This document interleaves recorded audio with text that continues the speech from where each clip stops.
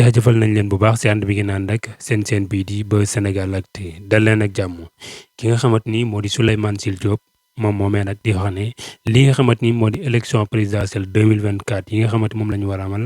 moom moomee daal dàqul benn yoon ñu randal élection yooyu ndax nag nee na jamono juñ toll nii kat ku jëkk politique gi jaxasoo na lool te tamit dëkk bi tamit jaxasoo na ba tax na ay élection daal pour mu am fii dana jafe loolu. ba tax na muy woote daal ñi nga xamante ni ñoo féetee si opposition bi ak ñun féetee si pouvoir bi yëpp